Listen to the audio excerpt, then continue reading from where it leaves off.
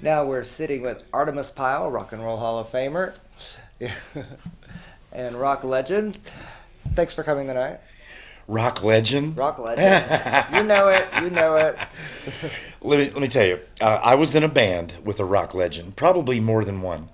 Ronnie Van Zant was truly like being on stage with Elvis. Ronnie had a stage presence that was amazing. He was a prolific writer, an incredible stage performer, and he ruled the band. He was the leader of Leonard Skinner. And I feel that without Ronnie Van Zant, there is no Leonard Skinner. Now, the band that I have, you heard us, we're really good, and I feel that my band plays Leonard Skinner music better than any band in the world, and I'm proud of that. Yeah. And a lot of times we work with another drummer that was inducted in the Rock and Roll Hall of Fame with me, Robert Burns.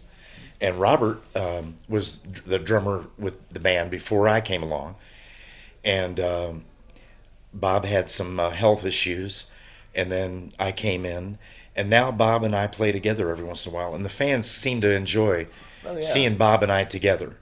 Now he doesn't play long sets. He'll come out for a few songs. Yeah. And Bob lost his wife last year, and we asked Bob to go on a cruise with us because he'd lost his wife and he was alone. And I said, Bob, I've got a great band, and you should just come and be part of my band. Yeah. My band is your band.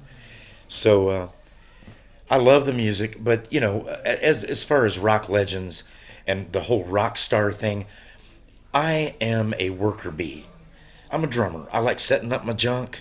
I like playing and banging on my drums and everything. But I think in Leonard Skinner, all those guys in their own right were kind of rock stars, and I was just kind of an observer. Billy Powell, one of the greatest keyboard players of all time, and now he's gone to rock and roll heaven. And then Alan Collins, he wrote Freebird, and Alan was amazing. And Leon Wilkeson was such a character. Steve Gaines was an amazing, fun, talented person. And his sister Cassie, I was on the plane and I sat behind Cassie in the crash. And Cassie was killed, and I'm still here, so I talk about Cassie. Yeah. And her brother Steve. And so there's only Gary Rossington and I left from the plane. And there were supposed to be 3 members of Leonard Skinner from the plane crash in order to properly, legally call the band Leonard Skinner. Judy Van Zant sued us for all of our money to get control of the name, and she said that there must be 3. The decree from the judge in New York City was that there must be 3 people from the plane crash in order to call it legally Leonard Skinner. But Judy doesn't care if circus monkeys are Leonard Skinner. All she wants is a big fat bag of money. She is motivated by money and nothing but money, and she will do anything to anyone for money. But the members of Leonard Skinner, we were not motivated like that. Yeah. Ronnie was not motivated by just money. He was motivated by the music. And his widow, unfortunately, has done everything she can do to destroy what Ronnie loved the most, which was his music. Yeah. But you cannot destroy Leonard Skinner music, because I get kids that come back from Afghanistan and Iraq, and they tell me they took a Leonard Skinner song into battle. Wow. And I don't take that lightly. Wow. And then a lot of bikers come up to me and say that they bury their friends to Freebird. I don't take that lightly. No. And I've met guys that are in jail. I've been in jail with guys, and they come up to me and they go, "Are you Artimus Pyle, the drummer of Leonard Skinner?" And I go, "Yeah." And they go, "Well, man, I'm listening to Simple Man right now on my Walkman," and Simple Man is getting me through. And of course, Ronnie wrote Simple Man for his mother. And I knew Ronnie's mother, and she was one of the strongest women I've ever met in my life. And I think she smoked 11 packs of cigarettes a day. She lived on the west side of Jacksonville, Florida. And she was like Popeye. She had this spirit. But Ronnie wrote Simple Man for her. Wow. And so, I like to hear the stories of where people were. People like to tell me where they were the night we crashed. And they like to tell me that their prom was Sweet Home Alabama themed or Freebird themed or some Skynyrd, So yeah. I love being the drummer of Lynyrd Skynyrd. I get to hear beautiful stories of what our music has meant to them. And it doesn't get any better than those kids going to Afghanistan and Iraq and taking a song into battle. So yeah, and what an honor to be a part of that. It is. Yeah. It is. And I hold that very dearly. How did you get involved with the Make-A-Wish? Well, I like to do anything to raise money for children or the community. Like we recently played for Captain Bowen. He's a firefighter captain that lost his life here in town. And we played for his benefit.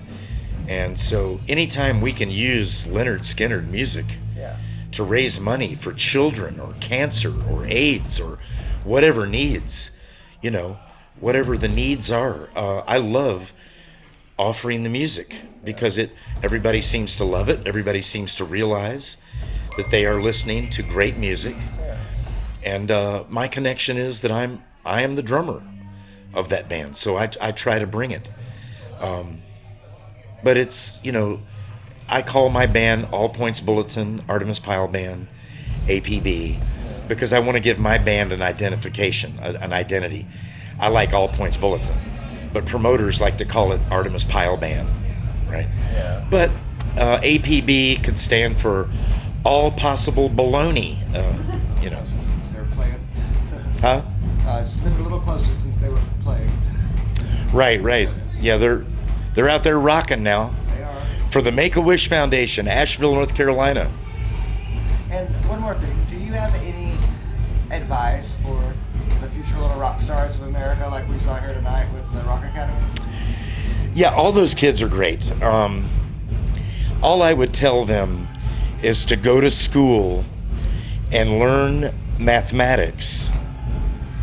Learn about numbers, because when you get into the music business, you're going to have a bunch of managers and lawyers that are going to try to steal everything you earn.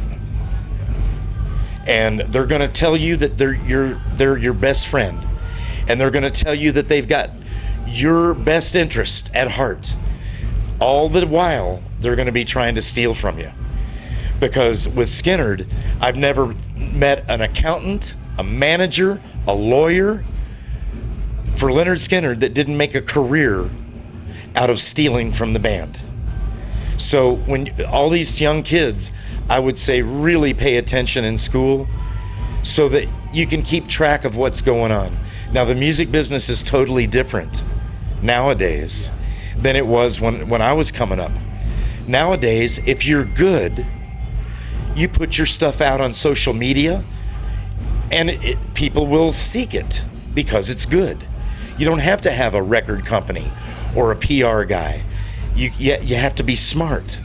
And if you want to get your music out there. So, to all the younger people coming up, just play for yourself, then play for your band. And at that point, the people, the crowd, will see that you're having a good time and that the band is enjoying it. And then they will too. So, you play the music for the fun of playing music. I'm going to play drums till I'm 100. Then I'm going to switch to stand-up comedy. So, you can see that I have a hilarious attitude about music. But I love music. There is so many great bands out there. I listen to all kinds of music. I appreciate young people that have put a lot of time into what they do. A lot of the kids that were here tonight for Make-A-Wish. And I just want to sincerely, from my band, thank all the people that put Make-A-Wish together. You guys for filming and coming in and getting the interviews and everything. I truly want to thank Asheville and the Make-A-Wish Foundation for giving us this opportunity.